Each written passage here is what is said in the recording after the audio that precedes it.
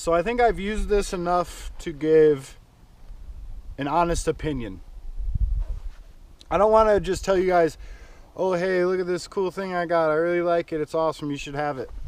Unless I'm out beating the heck out of it or using it for what it's for, or I've tried it, I've got hours on it. I'm not going to suggest you guys pick something up, spend your hard-earned money on something that I don't know for a fact will do what it's supposed to do.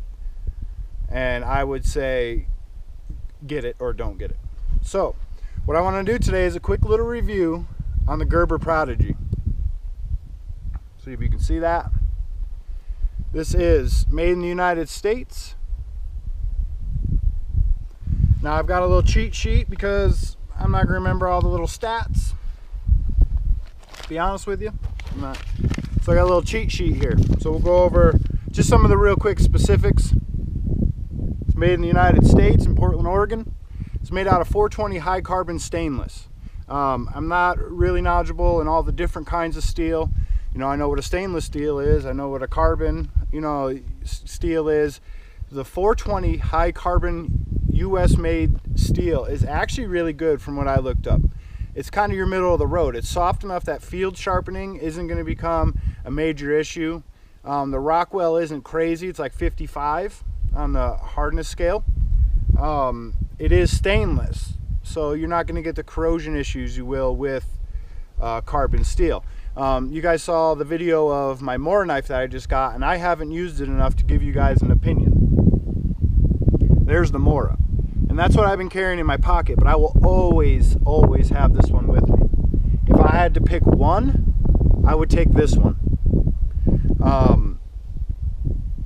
This version with the tan and the full straight blade is actually, they're not producing this anymore. So if you can find one of these, I really suggest you pick it up. For a sub $50 knife, you can get them, I've seen them for like 44. I think you can get them, here, let me get settled.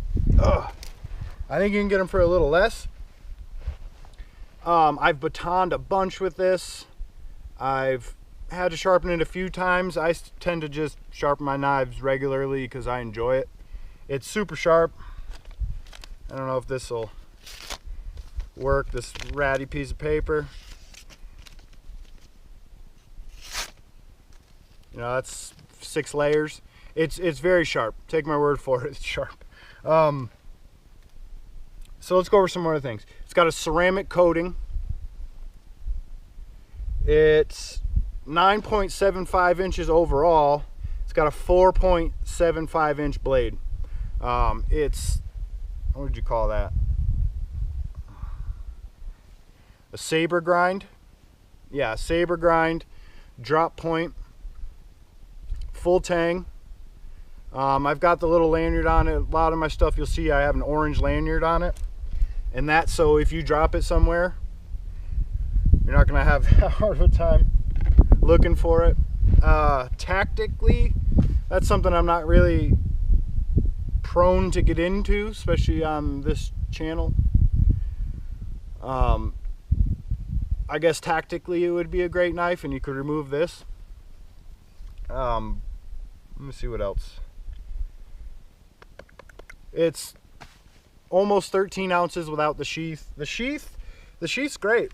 I don't know how long it's gonna last. It's got molly attachments. It clips right into this. I don't know if you can see that groove. It fits right in and locks in. It's never coming out of there. But it's nice and easy to pull out. You just use your thumb.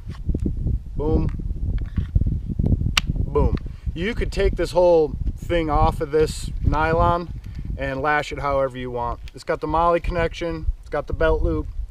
It's got 2 other loops. I guess if you wanted to mount this horizontally, I guess on your backside there, you could. You can mount it upside down on your shoulder strap. This knife will always be with me, even though I'm putting this Mora through its paces.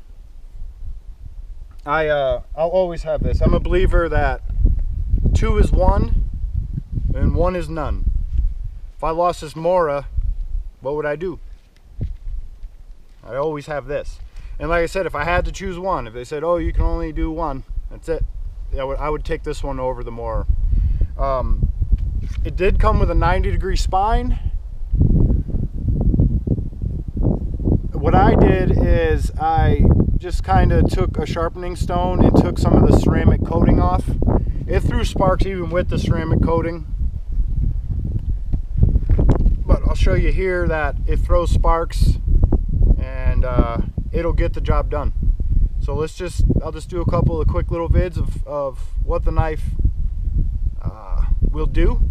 But I really suggest this knife, and it's discontinued. They're making a Gerber strong arm.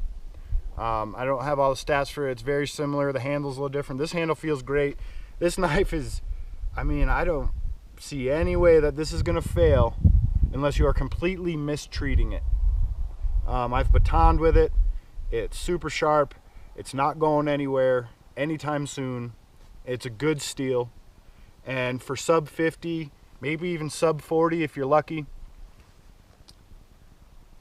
I would really take the time to look for this and grab it if it's in your budget and if you're looking for a solid all-around survival knife. They're not making it anymore, so if you can find one, grab it.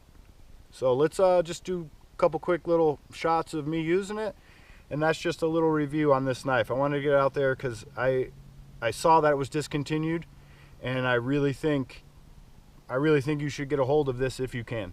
This thing's great. I love this thing. So we'll do a couple quick little things. You know what's really cool is I just broke this off just to kind of give you a baton demonstration. And the thing is completely solid fat wood. Still got to do that fat wood video.